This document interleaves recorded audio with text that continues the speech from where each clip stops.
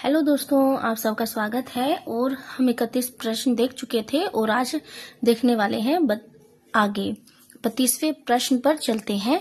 चलिए देख लेते हैं। रचना काल की दृष्टि से निम्नलिखित कवियों का सही अनुक्रम है। तो हमें बताना है कि इसमें सही अनुक्रम कौन सा है। इसमें सभी विकल्प गलत हैं, सभी विकल्प इसमें गलत दे रखे हैं, तो हम इनका सही जन्म निधन वर्ष देख लेते हैं।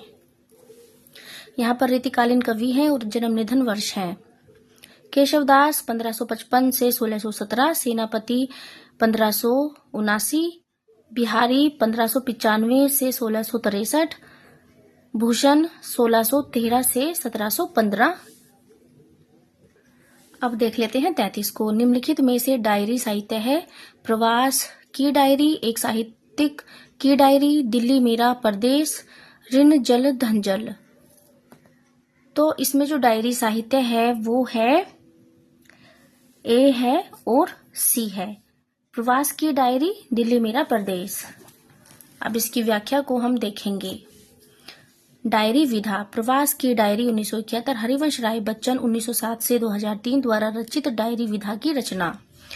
दिल्ली मेरा परदेश 1976 रघुवीर सहाय 1929 से 1990 की डायरी विधा की रचना, जो धर्मयुग पत्रिका में 1960 से 1963 तक दिल्ली की डायरी नामक स्तंभ के रूप में प्रकाशित हुई थी। तब रघुवीर सहाय सुंदरलाल के नाम से यह स्तंभ लिखा करते थे। और ऋण जल धन जल जो है वो रिपोर्टार्ज है 1977 फणीश्वर नाथ रेणु 1921 से 1977 द्वारा रचित रिपोर्टार्ज विधा है। ये बाढ़ और सूखा, दो अभूतपूर्व दुर्घटनाओं का दस्तावेज है। एक साहित्यिक की डायरी जो है यह एक निबंध है, निबंध संग्रह है। 1964 मुक्तिबोध 1917 से 1964 द्वारा रचित निबंध संग्रह, जिसमें निबंध, फैंटेसी, मनोविश्लेषण, तर्क, आत्माख्यान है। डायरी शब्द का एक भ्रम पैदा करता है और यह गलत फहमी भी हो सकती है कि मुक्तिबोध की ये डायरियां भी तिथिवार डायरियां होंगी, लेकिन वास्तविकता यह है कि एक साहित्यिक की डायरी केवल उस स्तंभ का नाम है जिसके अंतर्गत समय समय पर मुक्तिबोध को विचार करने की छूट है।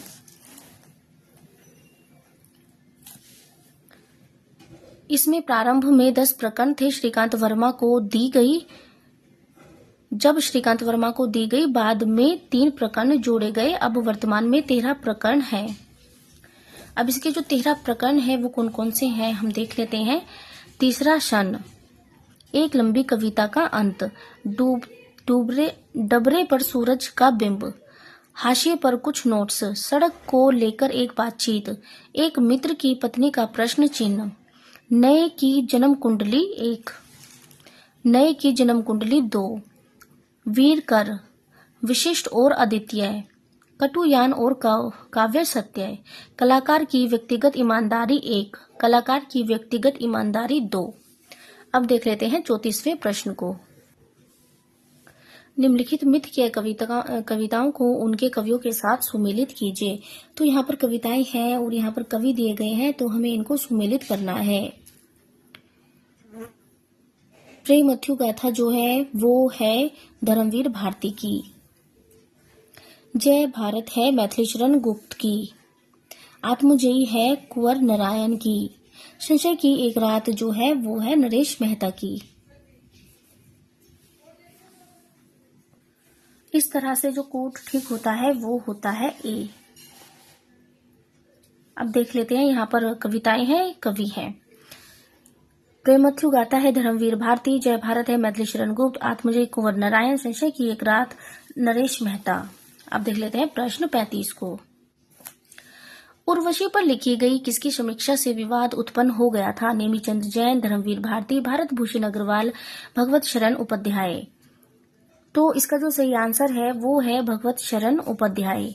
उर्वशी पर लिखी गई भगवत शरण उपाध्याय की समीक्षा से विवाद उत्पन्न हो गया था। अब देख लेते हैं प्रश्न 36 को। भीष्म साहनीकृत तमस उपन्यास का कथानक किस मुख्य विषयों पर केंद्रित है? विभाजन की त्रासदी पर, सामाजिक विषमता पर, स्त्री विमर्श पर, सांप्रदायिक विद्वेष पर। तो इसमें जो सही आंसर है वो है ए और डी। विभाजन की त्रासदी पर भी आधारित है और सांप्रदायिक विद्वेष इसमें देखने को मिलता है। तमस 1973 भीष्म सहानी 1915 से 2003 का उपन्यास है। ये घटना प्रधान उपन्यास है जो विभाजन की त्रासदी और सांप्रदायिक विद्वेष पर आधारित है। इसमें विभाजन के पूर्व की स्थिति का वर्णन है। ये 5 दिनों की कहानी है। इस पर 1975 में साहित्य अकादमी पुरस्कार भी मिला है। अब देख लेते हैं प्रश्न 37 को। निम्नलिखित में से कौन से कथन रामविलास शर्मा के हैं? साहित्य की प्रचारात्मकता का प्रश्न सामाजिक जीवन की यथार्थता की कसौटी पर हल किया जा सकता है। वास्तविक जीवन तथ्यों को ओझल रखकर श्रेष्ठ साहित्य की रचना की जा सकती है। पिछली संस्कृति से नाता तोड़कर हवा में नई संस्कृति को जन्म नहीं दिया जा सकता। अतीत के बिना भी वर्तमान को समझा जा सकता है। तो हमें बताना है कि इसमें कौन से कथन जो हैं वो रामविलास शर्मा के हैं। तो इसमें ए और सी जो कथन है वो रामविलास शर्मा के हैं। साहित्य की प्रचारात्मकता का प्रश्न सामाजिक जीवन की यथार्थता की कसौटी पर हल किया जा सकता है। पिछली संस्कृति से नाता तोड़कर हवा में नई संस्कृति को जन्म नहीं दिया जा सकता। तो ये जो 2 कथन है ये रामविलास शर्मा के हैं।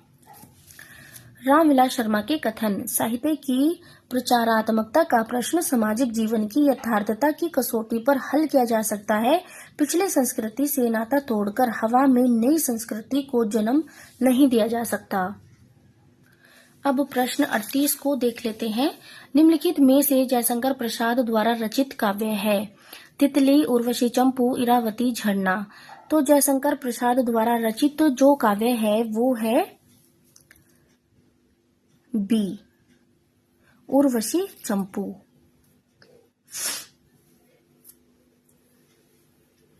और डी, झरना। ये दोनों हैं, उर्वशी चंपू और झरना।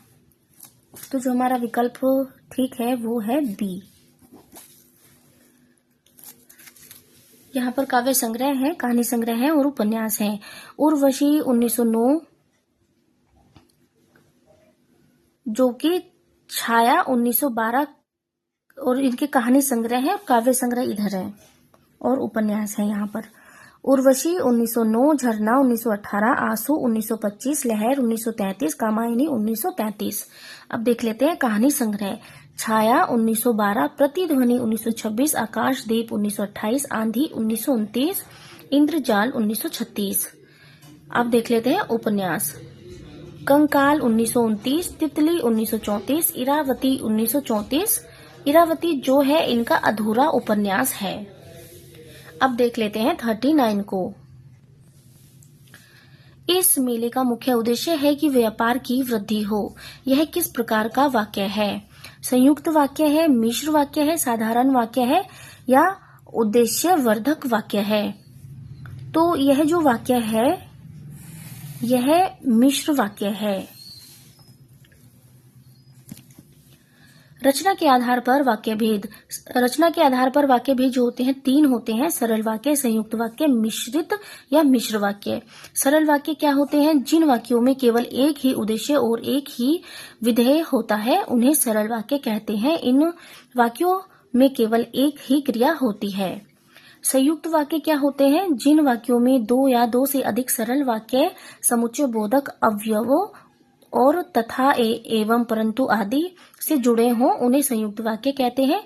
उदाहरण के लिए, उसने परिश्रम तो किया किंतु सफलता नहीं मिली। अब देख लेते हैं मिश्र वाक्य क्या होते हैं। मिश्र वाक्य जिन वाक्यों में एक मुख्य या प्रधान वाक्य हो और अन्य आश्रित उपवाक्य हो उन्हें मिश्रित या मिश्र वाक्य कहते हैं। उदाहरण के लिए, यदि परिश्रम करोगे तो उत्तीर्ण हो जाओगे। इस मेले का मुख्य उद्देश्य है कि व्यापार की वृद्धि हो। अब देख लेते हैं प्रश्न 40 को। प्रेमचंद की किन कहानियों में देशी रियासतों के राजाओं का चरित्र व वहां चलने वाली राजनीतिक गतिविधियों का चित्रण मिलता है? रियासत का दीवान, पंच परमेश्वर, शतरंज के खिलाड़ी, बड़े भाई साहब। तो इसमें ए और सी ऑप्शन जो है वो ठीक है, रियासत का दीवान, शतरंज के खिलाड़ी। तो इस तरह से ऑप्शन हमारा कौन सा ठीक होता है, सी। प्रेमचंद की कहानियां, शतरंज के खिलाड़ी 1924। इसमें वाजिद अली शाह के शासनकाल की परिस्थितियों के यथार्थ का चित्रण है। कहानी में राजा और प्रजा सभी बटेर तीतर लड़ाने, चौसर और शतरंज खेलने, अफीम तथा गांजा पीने में व्यस्त दिखाई देते हैं। इसमें सामंतवादी व्यवस्था पर प्रहार किया गया है। रियासत का दीवान, इसमें एक ऐसे दीवान की कहानी है जो अपनी ईमानदारी, कर्तव्यनिष्ठा और काम के प्रति समर्पण के बावजूद चाटुकारिता और चालाकी से काम करने वाले सहकर्मियों की वजह से परेशानियों का सामना करता है और अंततः रियासत छोड़ने के लिए मजबूर हो जाता है। अब देख लेते हैं पंच परमेश्वर को कि इसमें क्या है। पंच परमेश्वर ग्रामीण जीवन के छल प्रपंचों, दोस्ती, भाईचारा, न्याय अन्याय के चक्रों को परिभाषित करती हुई एक सजीव कहानी है। बड़े भाई साहब, इसमें प्रेमचंद जी ने बाल मनोविज्ञान का विश्लेषण किया है। अब देख लेते हैं प्रश्न 41 को। प्रकाशन काल की दृष्टि से निम्नलिखित कहानियों का सही अनुक्रम है। परिंदे, ईदगाह, आकाशदीप, उसने कहा था। तो इसमें जो सही क्रम है वो है, उसने कहा था, आकाशदीप, ईदगाह, परिंदे, यह सही क्रम है। यहाँ पर कहानी संग्रह है, वर्ष है और कहानीकार है। उसने कहा था 1915 चंद्रधर शर्मा गुलेरी, 1883 से 1922, आकाशदीप 1928 जयशंकर प्रसाद, 1879 से 1937, ईदगाह 1933 से मुंशी प्रेमचंद, 1880 से 1936, परिंदे 1960, निर्मल वर्मा 1929 से 2005। अब देख लेते हैं प्रश्न 42 को। अंधा युग के निम्नलिखित संवादों को उनके पात्रों के साथ सुमेलित कीजिए। वध, यहाँ पर संवाद है और यहाँ पर पात्र दिए गए हैं कि कौन सा संवाद किस पात्र के द्वारा बोला गया है, तो हमें मिलाना है। वध मेरे लिए नहीं रही नीति वह है अब मेरे लिए मनोग्रंथि। तो यह जो है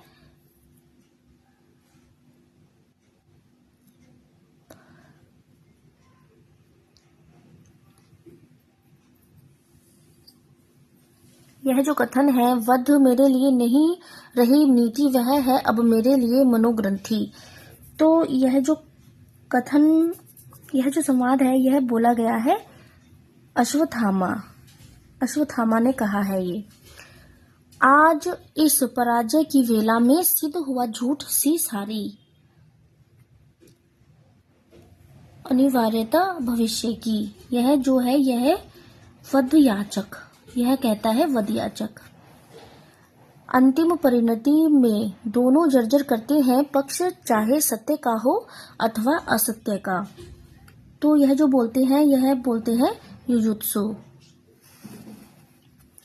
गूंगों के सिवा आज और कौन बोलेगा मेरी जय, धृतराष्ट्र, यह है धृतराष्ट्र। तो इस तरह से ये देखिए, आप देख लीजिए, आपको दिख नहीं रहा था, मैंने ध्यान नहीं किया। गूंगों के सिवा आज और कौन बोलेगा मेरी जय जो बोलते हैं वो कहते हैं धृतराष्ट्र। और इस तरह से जो कूट ठीक होता है वो होता है सी। अब देख भी लेते हैं किसने बोला है। वध मेरे लिए नहीं रही नीति वह है अब मेरे लिए मनोग्रंथि, अश्वत्थामा। आज इस पराजय की बेला में सिद्ध हुआ झूठ थी सारी, अनिवार्यता भविष्य की, वृद्धयाचक। अंतिम परिणति में दोनों जर्जर करते थे पक्ष, चाहे सत्य का हो या अथवा असत्य का, युयुत्सु। गूंगों के सिवा आज और कौन बोलेगा मेरी जय, धृतराष्ट्र। अब देख लेते हैं प्रश्न 43 को। अंधेरे में कविता से संबंधित कौन सी टिप्पणियां रामविलास शर्मा की हैं? हमें इसमें बताना है कि कौन सी जो टिप्पणी है वो रामविलास शर्मा की है। अंधेरे में कविता की मूल समस्या यह है कि मध्य वर्ग का बुद्धिजीवी सर्वहारा वर्ग से दातात्म्य कैसे स्थापित करे। कवि मुक्तिबोध के लिए अस्मिता की खोज व्यक्ति की खोज नहीं बल्कि अभिव्यक्ति की खोज है। मुक्तिबोध के काव्य संसार की पटभूमि असंदिग्ध रूप में से ऐसी शासन है जो निहायत चालाक होने के साथ ही बेहद आतियाई है।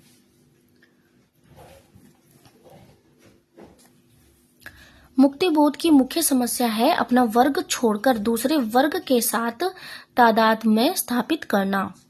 तो जो इसमें ठीक है वो है ए और डी। ये जो दो टिप्पणियां हैं ये है रामविलास शर्मा द्वारा कही गई। अब देख लेते हैं। रामविलास शर्मा, अंधेरे में कविता की मूल समस्या यही है कि मध्य वर्ग की बुद्धिजीवी सर्वहारा वर्ग से तादाद में कैसे स्थापित करे। मुक्तिबोध की मुख्य समस्या है अपना वर्ग छोड़कर दूसरे वर्ग के साथ तादाद में स्थापित करना। अंधेरे में कविता आरक्षित जीवन की कविता है। नामवर सिंह, अंधेरे में अस्मिता की खोज है। वो जो पंक्ति आई थी ना कि अंधेरे में अस्मिता की खोज है, वो है नामवर सिंह की। अब देख लेते हैं प्रश्न 44। निम्नलिखित काव्य पंक्तियों को उनके रचनाकारों के साथ सुमेलित कीजिए। कौन परी यह बानी अरि नित निर भरी गगरी दुर्काई। दरकाई, यह जो पंक्ति है यह है प्रताप शाही की। अब दिख रहा होगा आपको, है ना। यह जो पंक्ति है यह है प्रताप शाही की पंक्ति है। गुलगुली गिल में गलीचा है, गुली जन है चांदनी है, चिक है चिरागन की माला है।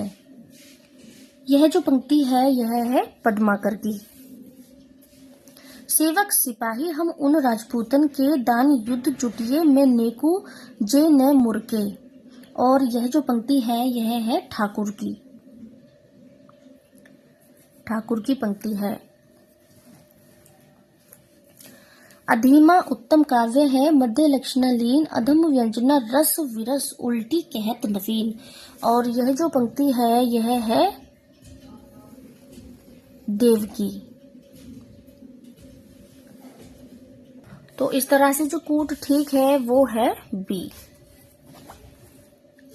अब यहाँ पर काव्य पंक्ति वो ही काव्य पंक्तियां हैं और सामने इनके रचनाकार दिए गए हैं।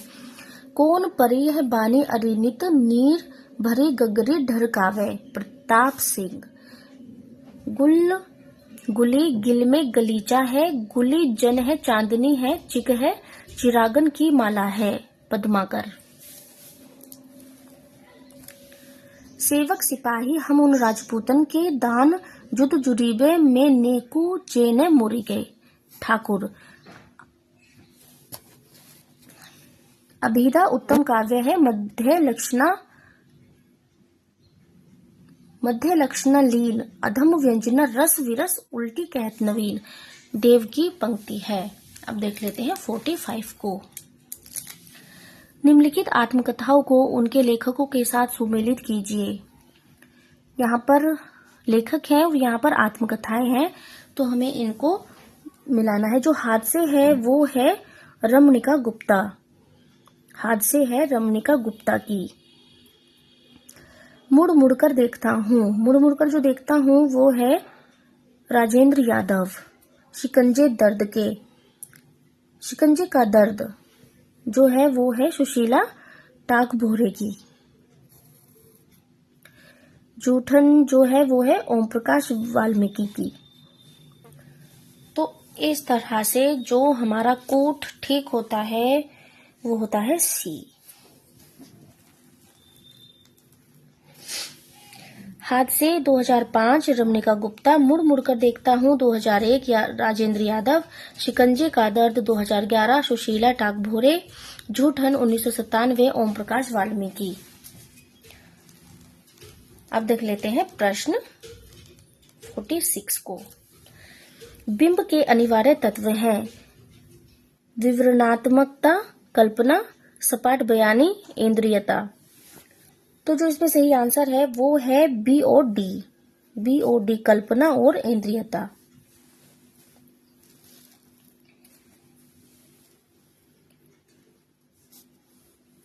बिंब।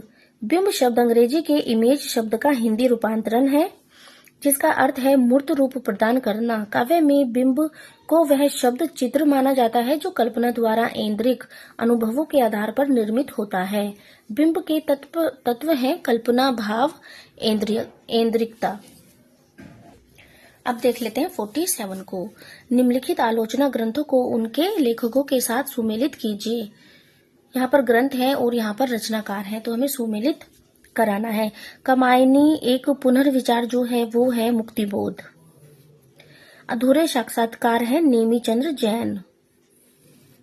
इतिहास और आलोचना जो है नामवर सिंह की। प्रेमचंद और उनका युग है रामविलास शर्मा। तो इस तरह से जो कूट ठीक होता है वो होता है ए।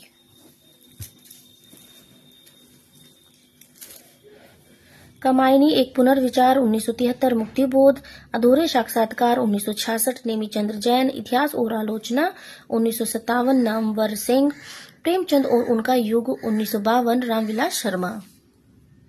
अब देख लेते हैं 48 को। कवि, कर्म और काव्य भाषा किस आलोचक की समीक्षा कृति है? मलयज की, रामस्वरूप चतुर्वेदी की, परमानंद श्रीवास्तव की, प्रभाकर क्षेत्रीय की। क्षोत्रिय है ये वास्तव में, प्रभाकर क्षोत्रिय की। तो कवि, कर्म और जो काव्य भाषा है वो है परमानंद श्रीवास्तव की। मलयज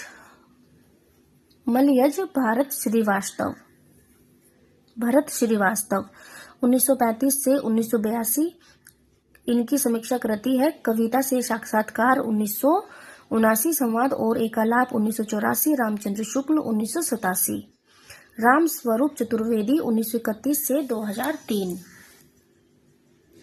और इनकी समीक्षा कृति है हिंदी नवलेखन, भाषा और संवेदना, कामायनी का पुनर्मूल्यांकन, मध्यकालीन हिंदी काव्य भाषा, हिंदी साहित्य और संवेदना का विकास, काव्य भाषा पर 3 निबंध, भक्ति काव्य यात्रा।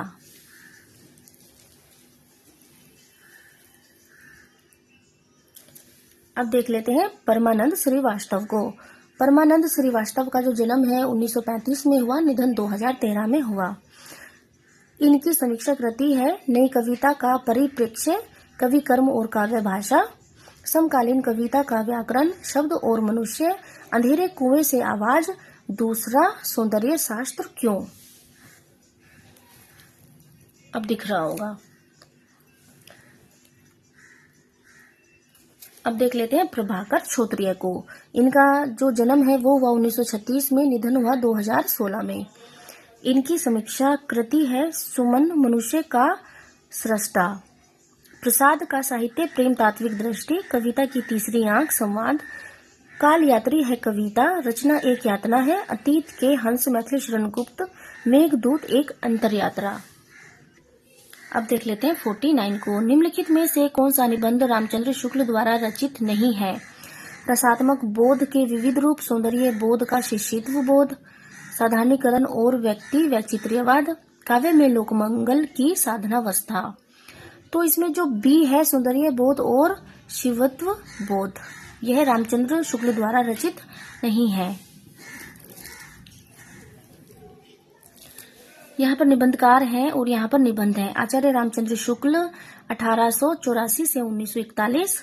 इनके जो निबंध हैं वो हैं भाव या मनोविकार, उत्साह, श्रद्धा और भक्ति, करुणा, लज्जा और ग्लानि, लोभ, घृणा, ईर्ष्या, भय, क्रोध, कविता, भारतेंदु हरिश्चंद्र, तुलसी का भक्ति मार्ग, मानस की धर्मभूमि, काव्य में लोक मंगल की साधनावस्था, साधारणीकरण और व्यक्ति वैचित्र्यवाद, रसात्मक बोध के विविध रूप, निबंध संग्रह चिंतामणि भाग 1 1939 में संकलित निबंध। ये देखिए, रसात्मक बोध के विविध रूप, निबंध संग्रह चिंतामणि भाग 1 1939 में संकलित निबंध। अब देख लेते हैं सच्चिदानंद हीरानंद वत्स्यानंद अज्ञेय को। अज्ञेय का जो जन्म है वो 1911 में हुआ और निधन हुआ 1987 में। इनके जो निबंध है वो है त्रिशंकु, सब रंग और कुछ राग, आत्मनेपद, अद्यतन, स्मृति छंदा, संवत्सर, भवंती, सौंदर्य बोध और शिवत्व बोध। अब देख लेते हैं 50 को। गीत फरोश में कवि क्या कहना चाहता है? कवि के लिए सुनहरे अवसर बहुत हैं। दूसरों के मनमाफिक कविता लिखने और बेचने के लिए कवि विवश है। कवि पैसों के लिए गीत लिखता है। कवि ज्ञान और संवेदना से हीन होता जा रहा है। तो इसमें वो कहना चाहता है, इसमें जो कहना चाहता है वो है बी। दूसरों के मनमाफिक कविता लिखने और बेचने के लिए कवि विवश है। भवानी प्रसाद मिश्र 1913 से 1985 द्वारा रचित कविता जो अज्ञे द्वारा संपादित दूसरा तार सप्तक में 1951 में प्रकाशित हुई। बाद में मिश्र जी के विख्यात काव्य संग्रह गीत फरोश में शामिल की गई। कवि को तंगहाली में व्यवस्था के कारण ग्राहकों के लिए गीत लिखना पड़ रहा है। इस स्थिति में यह कविता अभिव्यक्त करती है कि इसमें कवि सहज बोले की भाषा में बेहद सशक्त व्यंग्य करता है और पूंजीवादी संस्कृति पर तथा साहित्यकारों की तत्कालीन स्थिति पर चोट करता है। कवि दूसरे के मनमाफिक कविता लिखने और बेचने के लिए विवश है। परिस्थितियां इतनी त्रासद हैं कि वह मजबूरी में इस कार्य को कर रहा है। अब देख लेते हैं 51 को। निम्नलिखित में से दलित जीवन पर आधारित उपन्यास है। धरती धन न अपना, ठेकरे की मंगनी, कट गुलाब यथा प्रस्तावित। तो इसमें जो सही है, दलित जीवन पर आधारित जो उपन्यास है वो है धरती धन न अपना और यथा प्रस्तावित। तो इस तरह से हमारा जो ऑप्शन है वो है बी।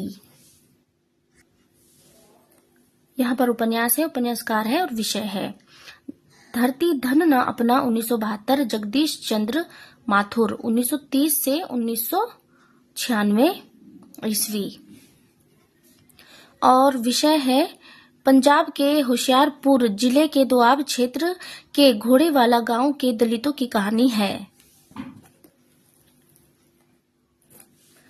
यथा प्रस्तावित 1995, गिरजा राजकिशोर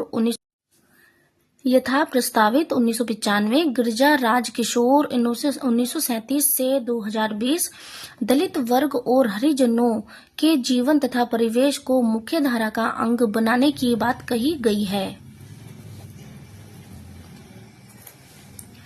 ठेकरे की मंगनी 1979, नासिरा शर्मा 1948 स्त्री जीवन की विसंगतियों तथा उनकी यातनाओं पर विमर्श। कट गुलाब 1996, मृदुला गर्ग 1938 नारी विमर्श पर आधारित उपन्यास। अब देख लेते हैं 52 को। मैं कहता हूँ आखिन की देखी, तू कहता कागज की लेखी। इस काव्य पंक्ति का आशय है प्रत्यक्ष ज्ञान और पुस्तकीय ज्ञान एक ही है। प्रत्यक्ष ज्ञान को ही पुस्तकों में लिखा जाता है। प्रत्यक्ष ज्ञान पुस्तकीय ज्ञान से हीन है। स्वानुभाव शास्त्रीय ज्ञान से बड़ा है। तो इसमें जो सही पंक्ति लगती है वो है स्वानुभाव शास्त्रीय ज्ञान से बड़ा है। और इन पंक्तियों का आशय भी यही है। मैं कहता हूँ आखिन की देखी, तू कहता कागज की लेखी। कबीर का दोहा है जिसका अर्थ है तुम्हारे लिए कागज पर लिखा सत्य, लेकिन मैं आंखों देखा सच कहता हूँ। अर्थात यहाँ स्वानुभाव शास्त्रीय ज्ञान से बड़ा है। अब देख लेते हैं 53 को। कवि के भार को बहुत बड़ा बताते हुए किस आचार्य ने कहा कि ऐसा न कोई शब्द है, न अर्थ है, न न्याय है, न कला है जो काव्य का अंग न बन सके। राजशेखर ने, भामा ने, दंडी ने, आनंदवर्धन ने। तो इसमें जो है बी है। जो यह कथन है कि कवि के भार को बहुत बड़ा बताते हुए किस आचार्य ने कहा है कि ऐसा न कोई शब्द है, न अर्थ है, न न्याय है, न कला है जो काव्य का अंग न बन सके। तो यह जो कथन है यह है भामे का। और ऐसी ही एक मिलती जुलती पंक्ति महावीर प्रसाद द्विवेदी की भी है कि चींटी से लेकर पर्वत पर्यंत या पर्वत से लेकर चीटी पर्यंत पर भी कविता की जा सकती है। अब देख लेते हैं 54 को। निम्नलिखित आचार्यों का सही अनुक्रम है। रुय्यक, कुंतक, आनंदवर्धन, दंडी। तो इसमें जो सही क्रम है वो है डी। पहले दंडी है, आनंदवर्धन है, कुंतक है, रुय्यक है। अब देख लेते हैं इसमें कौन सी शताब्दी का है। तो जो भरत मुनि है वो द्वितीय शताब्दी के हैं, भामह 6वीं शताब्दी के हैं, दंडी 7वीं शताब्दी के हैं और वामन 8वीं शताब्दी के हैं। लेकिन यहाँ पर तो रुय्यक भी दे रखा है। अब रुय्यक कौन है?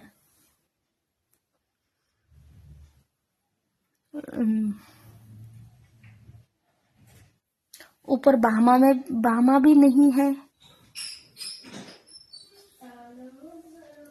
अच्छा, ये जो व्याख्या है इसमें दूसरे कवि शामिल किए गए हैं, लेकिन जो ऑप्शन ऊपर है उनमें दूसरे हैं। ठीक है, अब चलते हैं अगले प्रश्न की तरफ। नहीं, व्याख्या आगे भी है, मैंने देखी नहीं थी, सॉरी।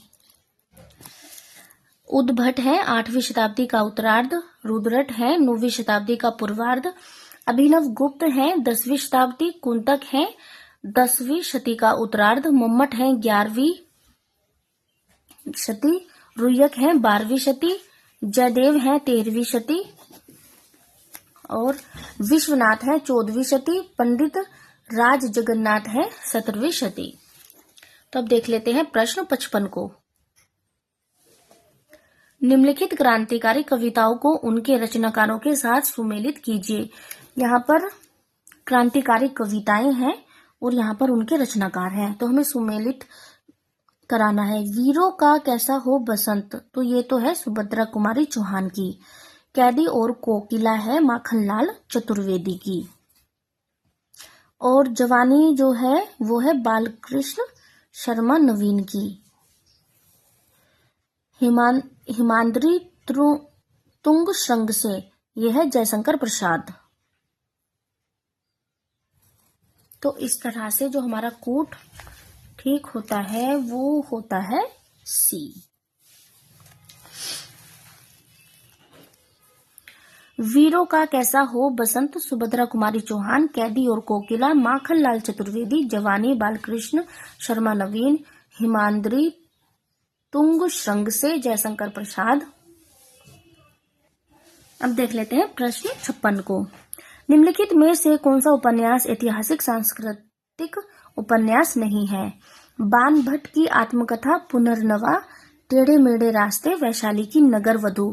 तो जो इसमें सी है वो ऐतिहासिक सांस्कृतिक उपन्यास नहीं है।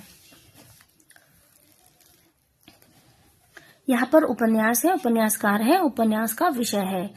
बान भट्ट की आत्मकथा ऐतिहासिक उपन्यासकार है, उपन्यास है 1946 में और यह है हजारी प्रसाद द्विवेदी का और इसका विषय है बान भट्ट के जीवन से संबंधित उदात्त प्रेम की कथा, वर्धन वंश और मोखरी वंश से संबंधित है। अब देख लेते हैं पुनर्नवा को। 1973, यह भी ऐतिहासिक उपन्यास है, हजारी प्रसाद द्विवेदी का है। मृच्छकटिक और लोरिकायन के कथा प्रसंग, समुद्रगुप्त और कवि कालिदास की कथा, मध्यकालीन परिवेश में आधुनिक नारी के शोषित रूप, वर्ण व्यवस्था पर प्रहार का चित्रण है।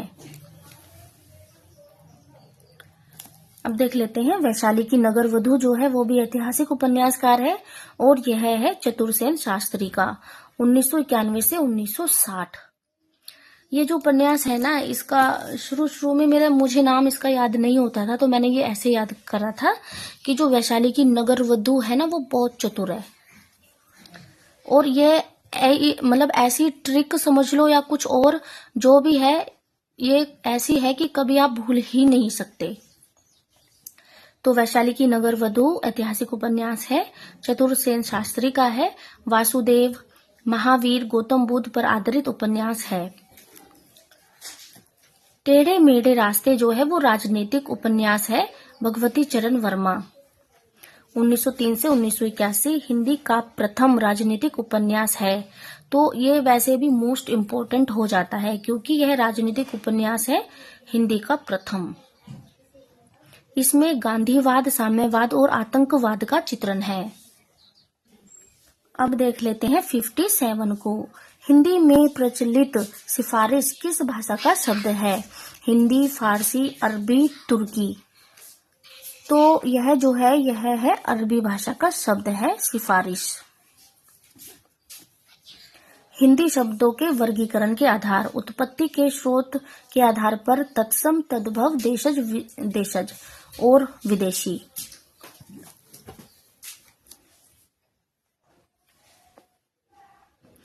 मुस्लिम शासन के प्रभाव से आए अरबी फारसी शब्द, यूरोपीय कंपनियों व ब्रिटिश शासन के प्रभाव से आए अंग्रेजी शब्द, कम प्रचलित विदेशी शब्द, तुर्की, पश्तो, पुर्तगाली।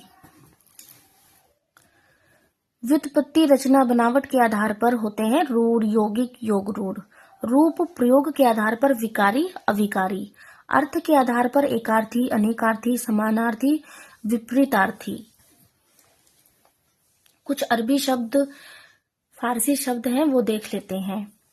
अरबी शब्द अल्लाह है, इजाजत, औरत, किताब, कुर्सी, खत, खिदमत, दिमाग, मुहावरा, मुकदमा, सिफारिश, लिफाफा, हकीम, हलवाई, जुलूस, तारीख, तरक्की, कब्र, हिम्मत, नतीजा, जहाज, ईमान, इलाज।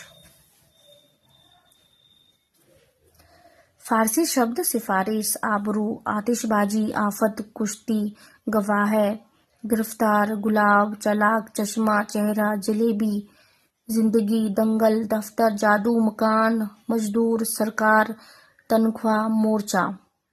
तुर्की शब्द है उर्दू, बहादुर, उज्बक, कुर्ता, कैंची, तोप, तोपची, बावर्ची, कूली, बेगम, बारूद, कूच, चाकू, लाश, चोगा, तमगा, तमचा।